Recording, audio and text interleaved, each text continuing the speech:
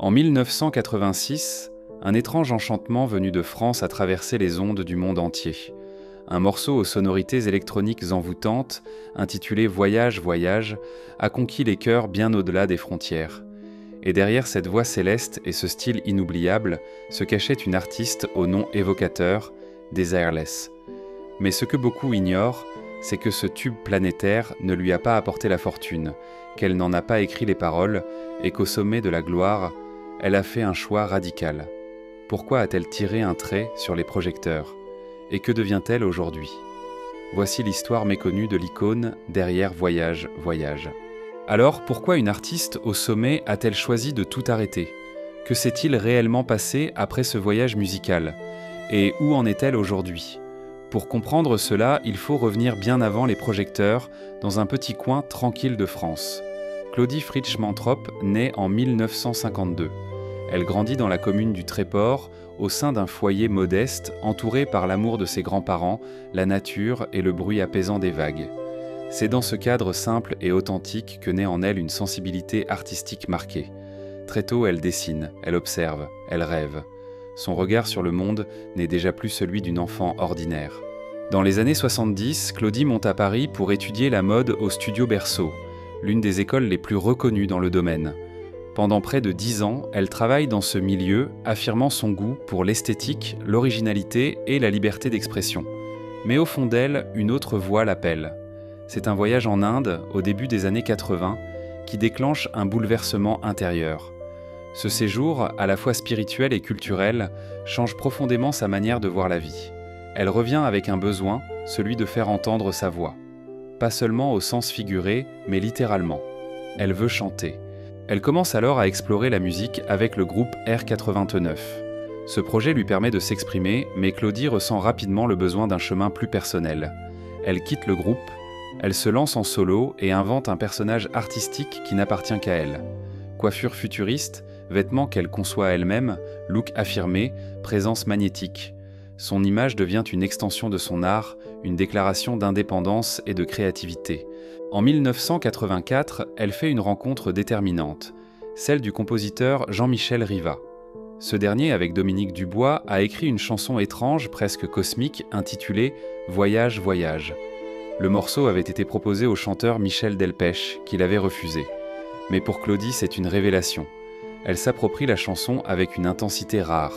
Jean-Michel Riva, séduit par sa personnalité et sa voix, l'aide à construire un univers complet.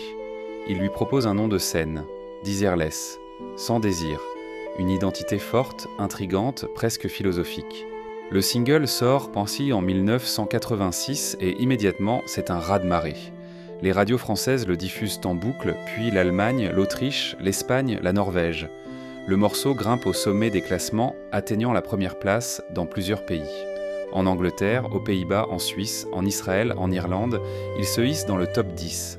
Le clip vidéo, réalisé par la photographe Bettina Reims, prolonge cette ambiance mystérieuse avec un univers visuel épuré et puissant. En quelques mois, Desireless devient une icône. Elle enchaîne avec un deuxième single, John, en 1988, puis son premier album, intitulé François, voit le jour en 1989. L'album contient ses 2 titres phares, mais ne rencontre pas le succès commercial attendu. L'effet de surprise s'estompe, le marché évolue, et Desireless se retrouve face à un choix difficile. Elle décide alors de rompre avec sa maison de disques. Dans une interview accordée à Paris Match, elle explique son geste sans détour. Pour elle, les responsables de l'industrie musicale ne sont plus des passionnés. Ils imposent des choix, des images, des sons formatés. Elle déclare « Un artiste a besoin de liberté ». Cette déclaration sonne comme un manifeste. Elle refuse de devenir un produit.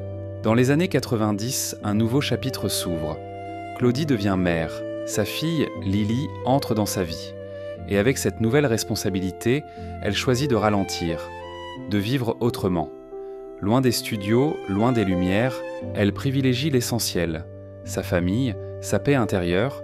Elle abandonne peu à peu les grandes scènes et se consacre à une existence plus discrète, mais profondément alignée avec ses valeurs.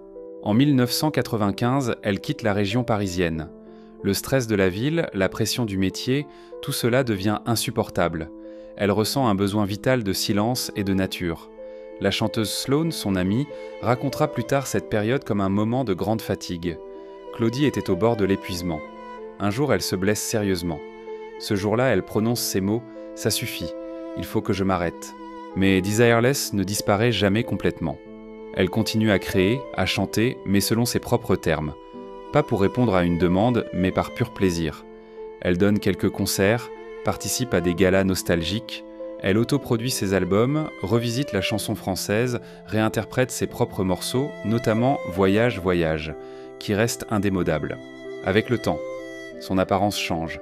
Elle rase ses cheveux, porte des tenues colorées, continue d'affirmer une liberté totale. Mais sa voix, elle, n'a pas changé, ni son énergie sur scène. À chaque performance, une alchimie se crée entre elle et le public. Une connexion intacte, presque sacrée. En 2018, dans une interview accordée à France Dimanche, Desireless parle avec sincérité de sa réalité. Elle révèle qu'elle touche environ 2000 € par an pour Voyage, Voyage, car elle n'en est que l'interprète. Elle n'a pas écrit la chanson, donc les droits sont minimes. Elle ajoute sans amertume « Je ne me plains pas, je vis simplement ».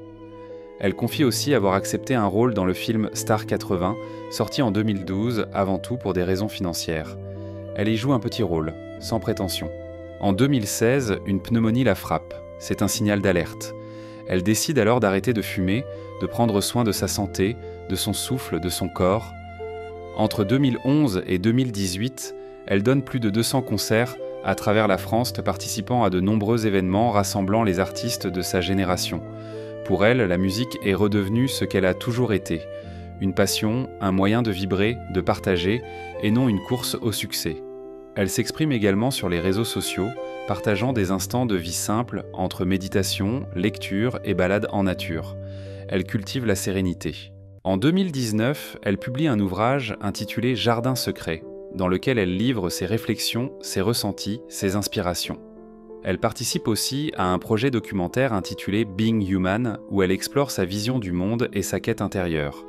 La même année, elle s'installe dans la Drôme, une région paisible, idéale pour se ressourcer, loin du tumulte. Son dernier album en date, Guillaume, sorti en 2015, est un hommage à Guillaume Apollinaire. Encore une fois, elle y montre une facette sensible et poétique de son univers. Aujourd'hui, à plus de 70 ans, Desireless vit en harmonie avec elle-même. Elle continue parfois à se produire sur scène. Elle chante toujours « Voyage, voyage », non pas comme un fardeau, mais comme un lien vivant avec ceux qui l'écoutent depuis toujours. Elle incarne une chose rare, la fidélité à ses choix, le courage de dire non et la grâce de vivre à son propre rythme.